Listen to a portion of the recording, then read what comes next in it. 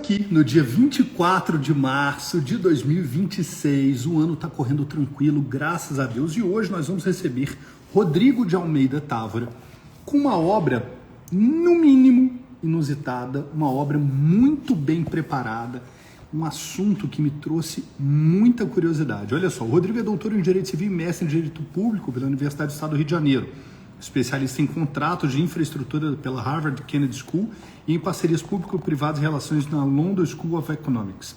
Membro do Instituto Brasileiro de Estudos de Responsabilidade Civil, IBERC, professor de Direito Civil da Escola Superior de Advocacia Pública da Procuradoria-Geral do Estado, da ESAP, e do curso de pós-graduação em Direito Civil Constitucional do CEPED da UERJ, procurador do Estado do Rio de Janeiro, advogado, logo então passou no concurso dos mais difíceis do Brasil. Convite para começarmos a falar, e olha, muito interessante. Quando eu fiz a nossa perguntinha para IA sobre a importância desse livro para os advogados, ô Rodrigo, bom dia! Como Bom vai? dia, Leonardo. Como vai? Tudo bem? Que prazer recebê-lo aqui, meu amigo. Prazer é meu. Ai, que Antes de mais alegria. nada, agradeço imensamente o convite e dou os parabéns aí pelo belo trabalho da Editora Foco. Oh, parabéns tem que ser dado a você pela obra, como eu disse, inusitada, maravilhosa, muito bem escrita, e que, segundo a IA, responde a seguinte pergunta para a gente começar nosso papo aqui. Essa obra é tão importante para os advogados? Esquece, ela sempre fala que é isso, tá? Porque mostra que o contrato deixou de ser um instrumento neutro da troca para se tornar um espaço de inteligência estratégica capaz de incorporar sustentabilidade, responsabilidade social e gestão de riscos de forma tecnicamente consistente, permitindo ao profissional desenhar relações negociais mais estáveis, atrair capital e parceiros alinhados, reduzir litígios e posicionar-se na vanguarda de uma advocacia que agrega valor econômico e impacto social positivo ao mesmo tempo. Rodrigo, estou impressionado de verdade. Gostaria que você me contasse de onde veio a inspiração para escrever uma obra assim. A inspiração, Leonardo, eu tenho formação dúplice. Eu tenho um mestrado em Direito Público e Sim, doutorado em Direito Civil. E o que nós observamos no dia a dia, e também tenho prática profissional nas duas áreas. E o que a gente observou é a constatação de uma insuficiência do Estado para dar respostas satisfatórias para um nível cada vez mais crescente de desigualdade que nós observamos no campo socioeconômico, especialmente no Brasil. Inclusive, eu dedico um tópico específico do livro para essa abordagem desse recrudescimento das desigualdades socioeconômicas. Associado a isso, nós tivemos um movimento bem consistente de encampar algumas atividades econômicas de natureza social e ambiental no âmbito corporativo. E a gente viu esse movimento inicialmente de responsabilidade corporativa, depois um acrônimo que se tornou muito repetido, que é de ESG, sim, e que nós observamos que esse movimento ele ganhou muito corpo e consistência no ambiente corporativo, mas nós observamos uma falta de sistematização desse tema, principalmente no campo jurídico. Nós observamos inicialmente alguns trabalhos acadêmicos tentando estruturar essa temática no ambiente corporativo, mas no campo contratual nós não tínhamos até então uma sistematização objetivando trazer elementos mais concretos para que nós possamos ter esse papel, principalmente, e esse foi um recorte que foi feito no livro, de focar muito no aspecto social, uma vez que a parte ambiental ela já é muito explorada. Então, também se buscou uma sistematização. Então, ao lado desses dois primeiros elementos, o primeiro, a insuficiência do papel do Estado, e o segundo, de busca de uma melhor sistematização desse tema no campo contratual, o que nós observamos em terceiro lugar é que nós observamos muito na prática dos advogados uma análise meramente estrutural dos contratos. Eles analisam simplesmente, como regra geral, a aferição da compatibilidade formal de um determinado contrato com as normas vigentes, sem ter uma preocupação efetiva de análise material daquelas partes que estão ali negociando. Na verdade, o contrato nada mais é do que uma formalização jurídica de um fenômeno econômico. Nós temos ali uma atividade econômica que é regrada pelo contrato. E, em geral, se ignora as circunstâncias materiais dessa negociação efetiva, se ignora as condições materiais daquelas partes contratantes e simplesmente são reproduzidas cláusulas padrões nos contratos sem se atentar a isso. E qual é o efeito prático disso? Se você não tem o cuidado de ter uma investigação material daquelas partes que estão ali estabelecendo pactos contratuais, você pode ter disfuncionalidade desse contrato durante essa execução. E o exemplo mais emblemático é o do inadimplemento. Então, nós temos que ter, já antever, no próprio momento de formação do contrato, algumas cláusulas contratuais que possibilitem uma maior perenidade dessa relação contratual. É uma sustentabilidade analisada sob o aspecto específico daquela contratação, porque isso vai acarretar benefícios econômicos, não só aquela parte que nós qualificamos como uma parte mais vulnerável, mas também em relação àquela parte que se coloca numa situação de maior vantajosidade naquela específica.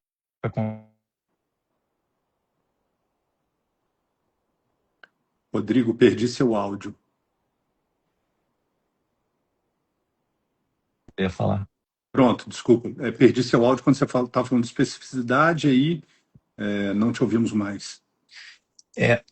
O que nós podemos ter um ganho efetivo nessas contratações, com a estruturação dessas cláusulas de sustentabilidade, é que existe, se você não tiver uma análise específica às circunstâncias concretas econômicas daquela situação específica que está sendo ali objeto do contrato, você pode ter uma situação de disfuncionalidade, como essa do inadimplemento, você pode ter um risco de ruptura daquele contrato, e com isso você vai ter também elevados custos por aquele contratante que se coloca numa posição não vulnerável. Não é vulnerável.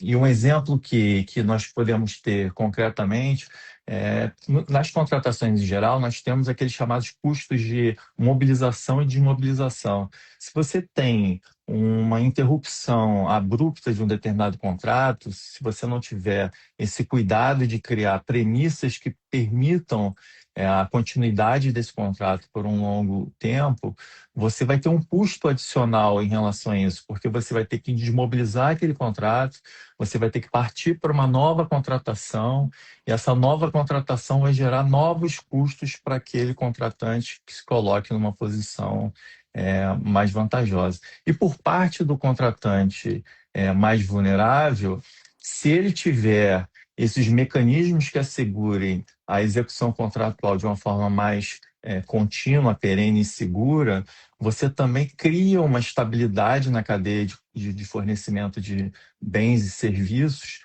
e essa pessoa ela pode se beneficiar dessa maior estabilidade dessas relações contratuais, e com isso ela pode ter efetivos ganhos no âmbito desse contrato, que é estruturado com base nessa premissa de sustentabilidade.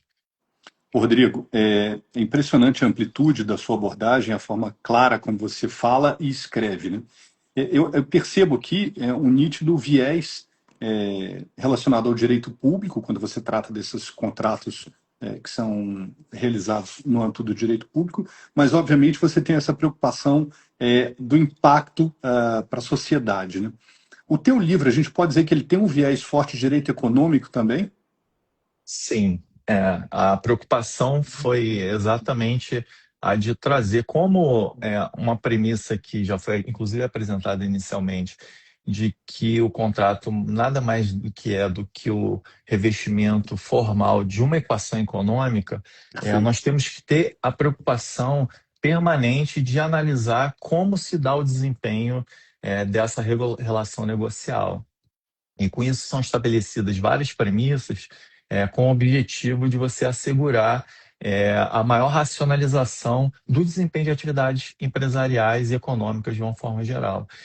E o que nós observamos também, paralelamente a isso, é que além desses ganhos efetivos que se proporciona com a maior estabilidade do contrato, você tem também, atualmente, incentivos de outra ordem em relação à adoção desse tipo de cláusulas. Então, você tem, por exemplo, já um número significativo de fundos de investimento, inclusive regulados internacionalmente, no Brasil também, já regulados, seja pela Bolsa de Valores, seja pela Comissão de Valores Imobiliários, em que esses fundos eles buscam exatamente alocar os seus recursos em empresas e que desenvolvam atividades econômicas que tenham como perspectiva a sustentabilidade. E para que isso funcione, além de você ter um balizamento de regras para os relatórios financeiros dessas empresas, você tem que ter mecanismos também contratuais que, na ponta, irão concretizar essas ações dessas empresas. Então, o aspecto econômico ele é extremamente indispensável na Indispensável. análise dessas cláusulas. Por vezes, curioso é que nós observamos determinadas grandes corporações, e houve um caso concreto recente que bem exemplifica isso que eu apresentarei agora, em que a empresa ela foi toda estruturada com base em premissas de sustentabilidade, todo o próprio estatuto social da empresa incorporou premissas associadas à sustentabilidade. E quando a gente observava a prática contratual dessa empresa, a gente observava instrumentos completamente, diametralmente opostos a essas premissas que foram incorporadas naquela empresa. E um exemplo singelo, mas que causa uma instabilidade enorme durante a execução contratual, que é o estabelecimento, por exemplo, de um prazo muito elástico para o pagamento dos fornecedores, estabelecendo, por exemplo, em que o pagamento se dê 4, 5, 6 meses após a efetiva A prestação de efetivação, isso. serviços. Se você tem como referência pequenos e médios fornecedores, isso pode inviabilizar a própria atividade. Então, você age no concreto, na parte contratual, de forma diametralmente oposta àquilo que foi preconizado como sendo um dos escopos daquela determinada corporação, daquela determinada empresa. Então, são práticas contratuais que devem ser criticamente revistas com o objetivo de se proporcionar efetivamente a sustentabilidade na relação contratual, e isso vai reverberar, e aqui, como você bem provocou, essa questão da análise econômica ela é importante, ela é imprescindível, porque Imprescindível. quando você tem um contrato, esse contrato ele impacta naquelas duas partes contratantes, mas ela impacta no sócio, no acionista, ela impacta no terceiro, ela impacta numa cadeia de fornecedores que vai reverberar sobre outros contratos, ela impacta nos funcionários, nos empregados. Então, a gente não tem como tratar de forma isolada os contratos. Rodrigo, é impressionante. Eu adoro o tema, né? Apesar de não ter me aprofundado nesse estudo, mas eu vejo, inclusive, como forma de você direcionar um processo licitatório com cláusulas como essas, né? Você vai excluindo as empresas que potencialmente teriam condições de legitimamente participar de um processo para criar categorias ou dificuldades onde somente outras estariam ali listadas como aptas àquele processo licitatório, né? Enfim, o livro, eu vou passar rapidamente pelos dois primeiros capítulos aqui, só para que as pessoas que nos ouvem ao vivo, em reprise ou pelo Spotify saibam do que a obra trata, podendo também baixar no site da Editora Foco a degustação da obra, que vai dar uma dimensão exata do teu trabalho. E essa degustação é totalmente gratuita, tá, Rodrigo? E mais, eu fixei o teu cupom aqui, que é o Távora20, para aqueles que nos ouvem que têm o interesse de comprar o livro, possam ir no site da Editora Foco e comprar o livro com 20% de desconto, mas não antes de mandar um abraço aqui para o nosso querido professor Caio Bartini, tributarista da Editora Foco, está aí prestigiando o nosso encontro. Mas o teu capítulo 1 fala de a realidade socioeconômica brasileira e o projeto constitucional, muito interessante, a responsabilidade social e sustentabilidade, visões contemporâneas sobre o tema, e o capítulo 3 ele tem um viés muito prático com contrato como instrumento de fomento à responsabilidade social e sustentabilidade das relações negociais, onde você sugere, propõe a inserção de 3 cláusulas ou 3 grupos de cláusulas para que os contratos tivessem um alinhamento, esse reequilíbrio, né, perante os contratantes. Você pode falar um pouquinho disso para a gente, Rodrigo? Aham. São sugeridos no livro basicamente três categorias de cláusulas. O primeiro grupo de cláusulas, elas objetivariam a redução de assimetria socioeconômica entre as partes. Então, seriam disposições com o objetivo, de fato, de contribuir para que aquela relação negocial ela tenha uma relação contínua, duradoura e sem interrupções abruptas. E aqui nós poderíamos citar, como é o caso, aqui, inclusive nesse primeiro grupo de cláusulas, é, o livro ele sinaliza um objetivo que talvez seja reiteradamente negligenciado pelos advogados, que é o planejamento contratual. Existe muito uma lógica de curto prazo, de se estabelecer contratos de curta duração, por vezes são relações de prestação de serviço contínuas, em que você poderia estruturar essas relações negociais de uma forma muito mais ampla. Então, já num primeiro momento, se impõe na reflexão crítica sobre essas cláusulas a questão do próprio planejamento contratual, que muitas vezes é absolutamente negligenciado. Negligenciado. Ao lado disso, existem inúmeras outras situações que também nós observamos no dia a dia e que são cláusulas extremamente simples e que podem ser incorporadas e eu faço referência a elas de uma forma muito concreta. Por exemplo, existe normalmente nas contratações, disposições que possibilitam a rescisão do contrato de forma abrupta, sem estabelecer prazos razoáveis para que haja descontinuidade do contrato.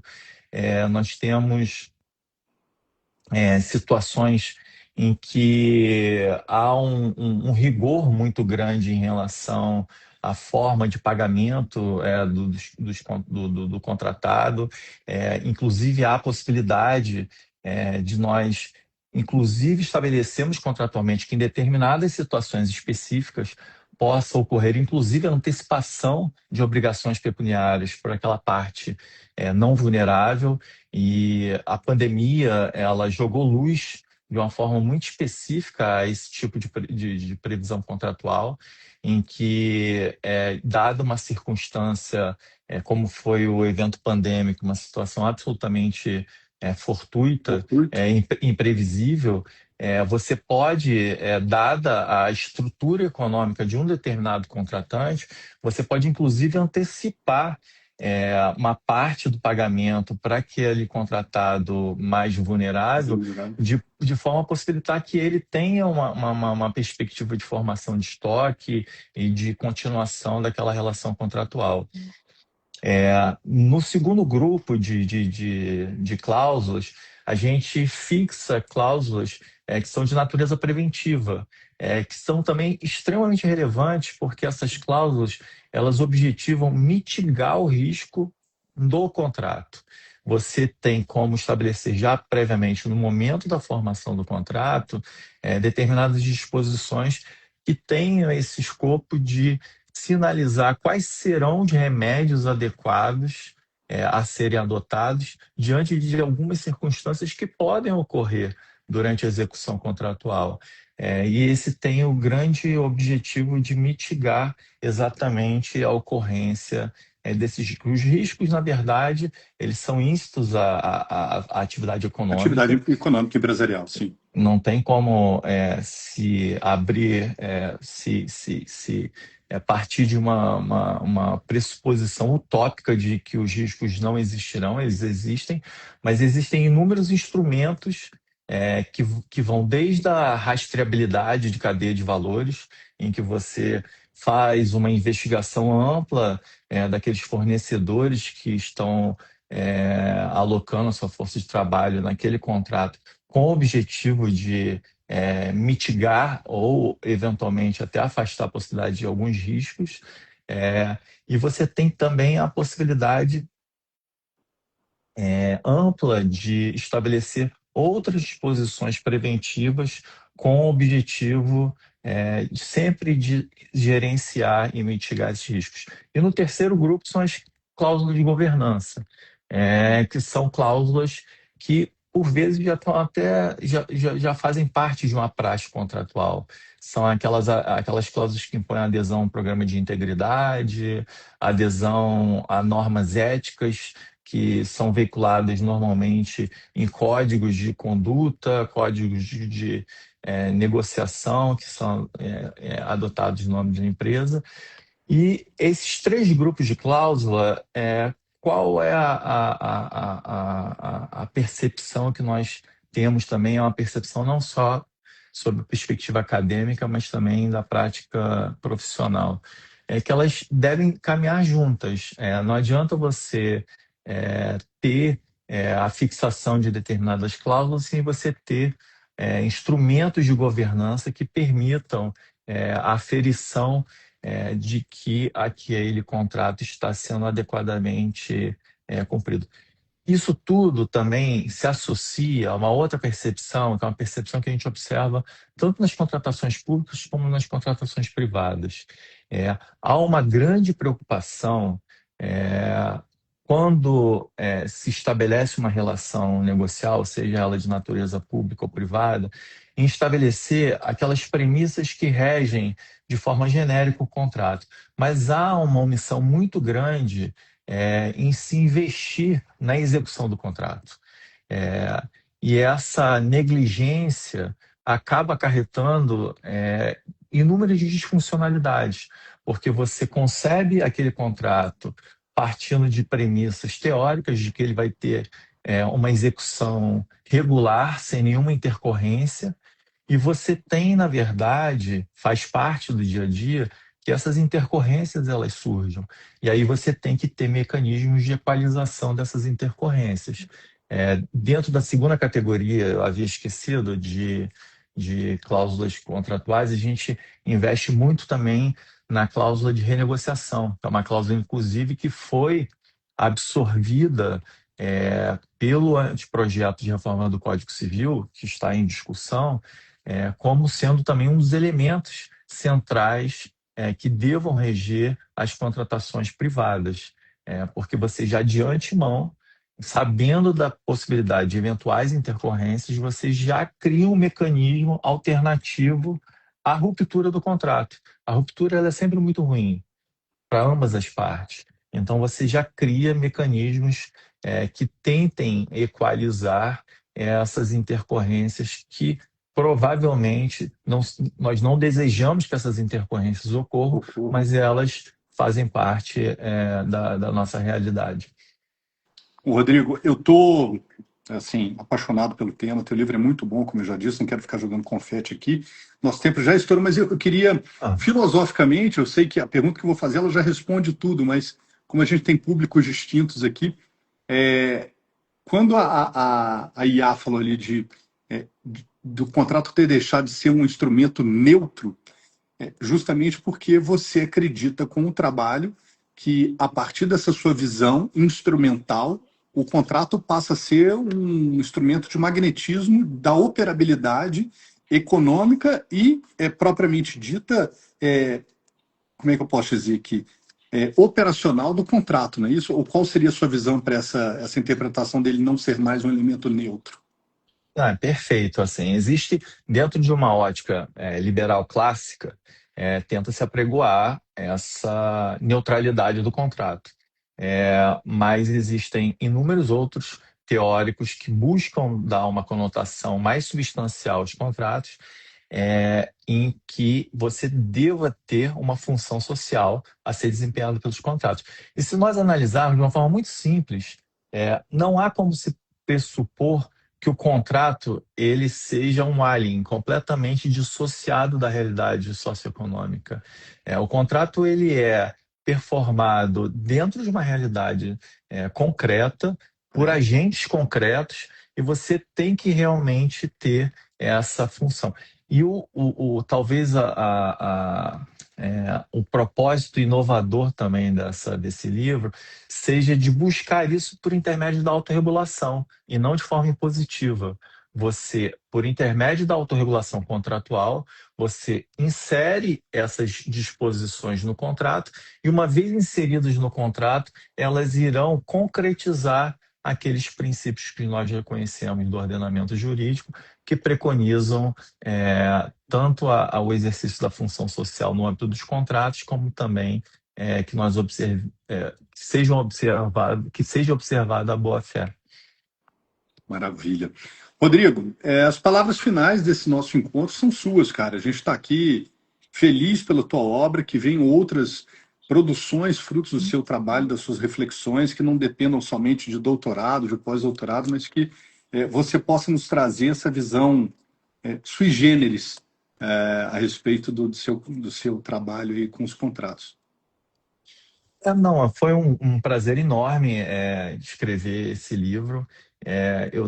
Assim, como última palavra, talvez eu devo enaltecer a acolhida que teve, porque esse é um tema inovador, inclusive na academia, e houve um acolhimento muito significativo, houve uma compreensão plena da necessidade de sistematização desse tema, e talvez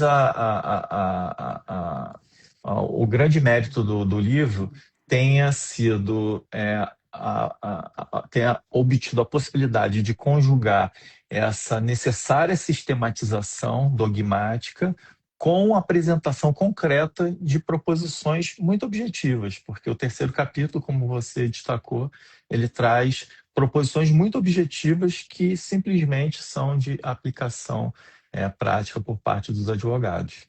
Então, acho que essa seria a mensagem final. Puxa vida, maravilhosa.